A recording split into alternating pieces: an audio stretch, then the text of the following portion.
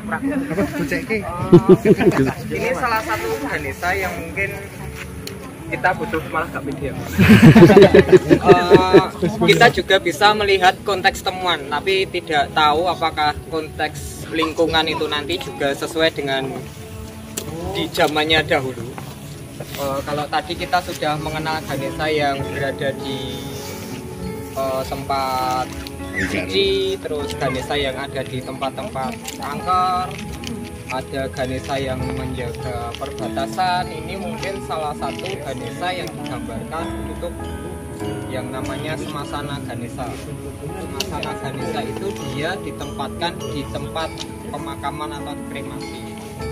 Kan di belakang ada makam, tapi ini masih belum tahu ya beberapa tradisi yang ada di India. Memang Ganesha itu ditempatkan di tempat kremasi selain arca juga. Untuk apa? Dia simbolnya masih sama, untuk menjaga antara dua pintu ambang antara dunia orang hidup dan dunia setelah kematian. Kenapa seperti itu? Karena Ganesha ini juga merupakan salah satu dewa yang dianggap sebagai dewa kebijaksanaan, di mana kita untuk mendapatkan sebuah kebijaksanaan atas orang yang telah meninggal itu juga harus menerima konteksnya. Jadi jenenge wong urip iki mesti bakal mati. Bagaimana kita mencapai kamuksa atau kesempurnaan itu nanti juga harus melalui proses yang namanya kematian. Jadi tidak menyublim ke kapur baris gitu. Jadi memang ada proses seperti itu, dan ini salah satunya. Dan di Smasana Ganesha dia biasanya tidak diarcakan sendirian, tapi juga ada beberapa arca pendamping kecil. Ini saya dapatnya dari penelitiannya Robert Brown, itu tahun 91. Dia membahas banyak hal tentang Ganesha, khususnya di Asia Tenggara, yang dia menyampaikan jika semasa Ganesha itu digambarkan dia lebih sedikit wujudnya demonik.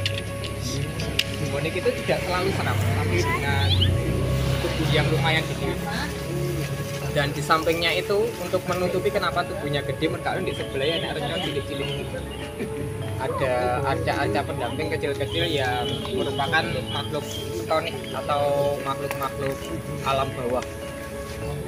Jadi kalau dulu di catatan Belanda mungkin sempat menyampaikan juga ada arca-arca yang nggak jelas mendampingi arca ini, mungkin itulah arca-arca yang dianggap sebagai pendampingnya Ganesha.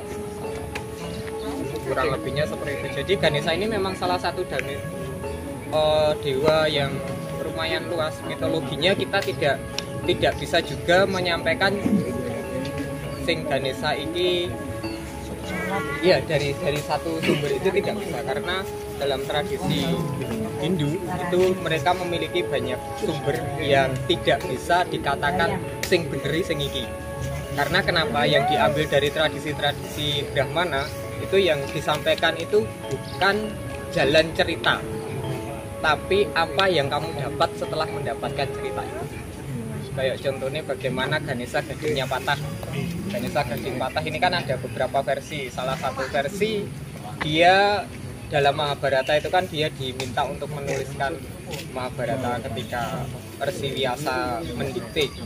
Terus di versi lain dia disampaikan jika gading patah Ekadanta itu karena dia menyerang Gajasura, seorang raksasa. Jadi sing bener sing ndi yo kabeh bener.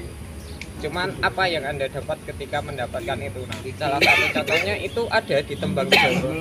Dia di Sinom Widotomo, salah satu liriknya itu mengatakan jika Anda ingin mendapatkan ilmu, yen kue arep meguru iki ya kudu korban. Sama kalau Ganesha ini dewa pendidikan, dewa ilmu pengetahuan. Itu karena dia mendapatkan pengetahuan mengenai Mahabharata itu ya karena dia mengorbankan gadingnya untuk pengganti stilus pena. Jadi ini lah pengen pinter, pengen linuin, ya kudu enek sing ngorbanke paling ora untuk jadi bisa macam itu. Yang saya mungkin dari teman-teman atau ingin mau melihat sangat bisa monggo kesempatan untuk kita nanti istirahat makan bareng dan ngobrol-ngobrol santai di villa. Sama silakan ngomong.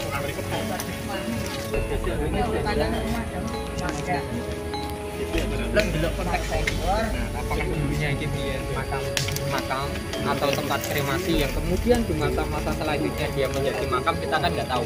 Nah itu nanti kembalinya kepada masyarakat sekitar, ke Mas yang nanti sumber informasi. Jadi seperti tadi ini saya khususnya untuk teman-teman mahasiswa ya, mungkin bisa dibantu teman-teman komunitas, terutama komunitas budaya. Teman-teman komunitas budaya spiritual ini gak selalu klenik. Mereka ini, teman-teman ini juga butuh sebuah bantuan digawe mengabadikan momen. Jadi kayak cerita-cerita yang di Ganesha Sendang tadi, kan tadi juga disampaikan versi ceritanya ini oke. Teman-teman yang sekolah, sing mangan bangku sekolah ini gak perlu golek sing bener sing ngendi. Ning kabeh semua sumber yang Anda dapat itu paling tidak sampaikan sebagai lokal genius. Digawe sok generasi niki ben gak kepaten obor ya ceritane iku ilang. Dadi sing diruwi iki gak mung birunya cinta. Paling ora ki sejarah biyen ya itu mungkin setelah lusukan ini undangan itu nanti ngundang teman-teman itu mahasiswa ben ro derek gunane gitu. Kapok. Demo ya demo ini kan gunane. Oke. Sing banter. Mati kok.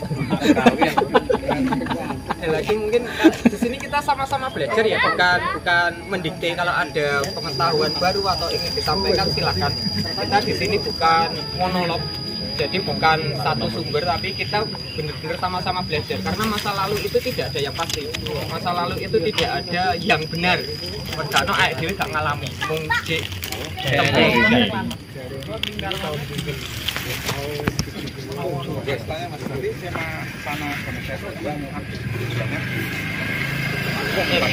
iya, ketempatan di mana biasanya. Betul, Mas. Sering ke apa nih? Tempat itu mana? Di sekitar sini apa tempat yang seperti itu? Aku nemu di Tulungagung ada. Terus ada lagi. Oke, katanya lagunya petik berapa toko Jadi kayak apa ya? iya Pak.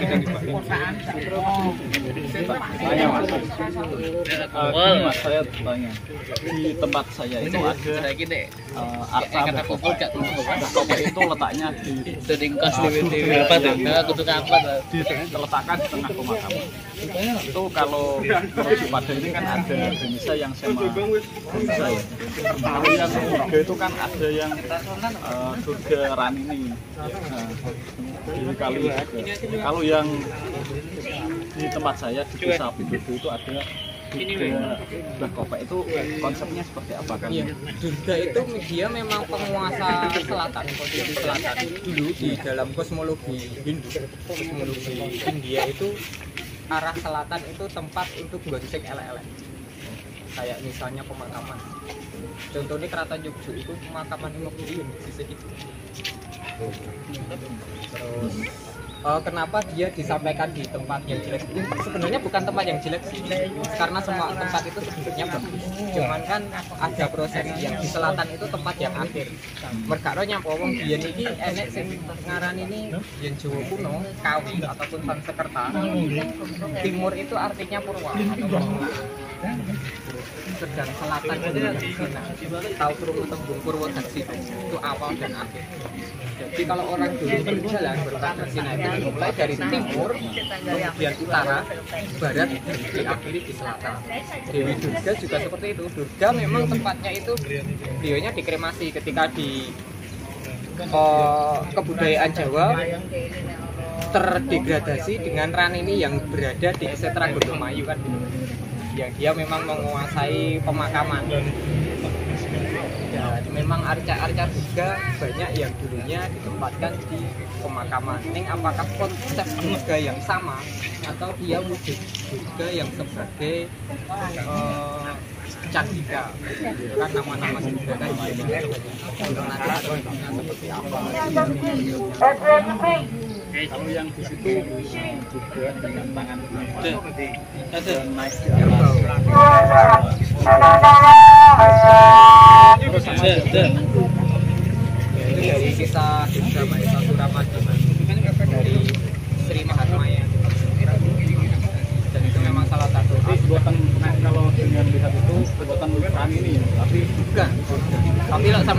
iuran ini juga ada salahnya karena di Sudah Malang kan juga disebutkan iuran ini.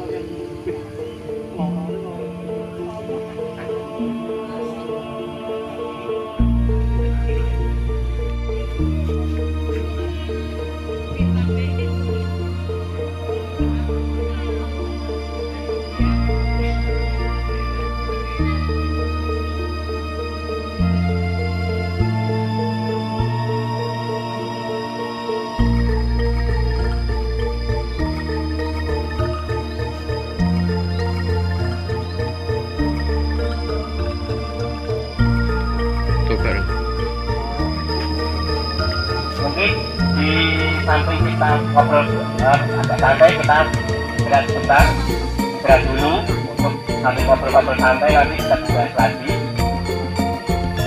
Foto bareng. Sebelum istirahat, mari kita foto sebentar untuk dokumentasi. Terus saya akan merapat untuk dokumentasi sebentar. Nah, Mas, monggo Mas. Mas Kediri.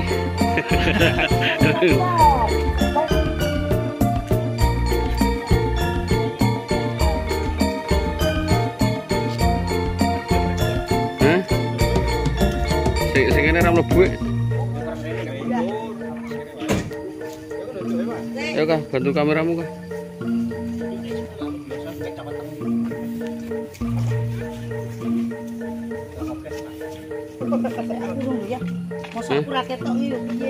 Cepat tak tahu main telur jiro lu.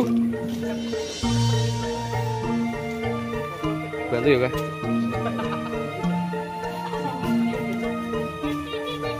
Mas, mepetnya Mas. Oh, bocah dada. Nah. Wes siap ya Kak. Siap ini Mas ya Kak.